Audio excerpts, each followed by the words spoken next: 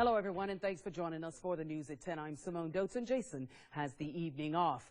Demanding answers from the Department of Defense, Georgia Senator Johnny Isakson pays a visit to Fort Benning following the announcement earlier this year of massive cutbacks in the military. Fox 54's Arisha Jones is here to tell us why he's not taking no for an answer. Arisha. Well, Simone, Senator Isakson stopped at Fort Benning today as part of his two-day tour of 4 military bases throughout Georgia. He wants to make sure the decision from the Department of Defense is valid when cutting troops in Georgia.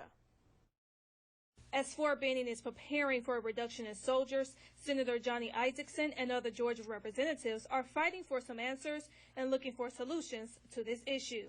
We came here to show the for Columbus, show the flag for the third ID, and make sure the Army knows that we want to know the justification for making the recommendations they've made in terms of reducing the number of troops at Fort Benning. According to the Department of Defense, the Army plans to cut 40,000 soldiers nationwide, with Texas and Georgia taking the biggest cuts. That cut is going to affect 8,100 people that live in Muskogee County and the Columbus area, 2,600 of them being soldiers, 80% of them who live in the area. Representative Austin Scott says less troops is a concern when it comes to threats against the country.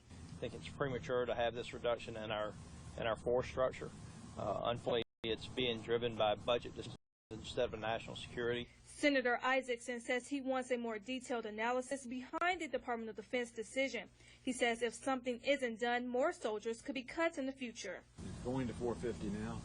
420 would be the next bottom line. We need to stop the bleeding and make a reinvestment in the national defense of our country by seeing to it that doesn't happen. Soldiers in the 3rd Brigade Combat Team and 3rd Infantry Division at Fort Benning will be affected by the cuts starting this month and over the next 9 months.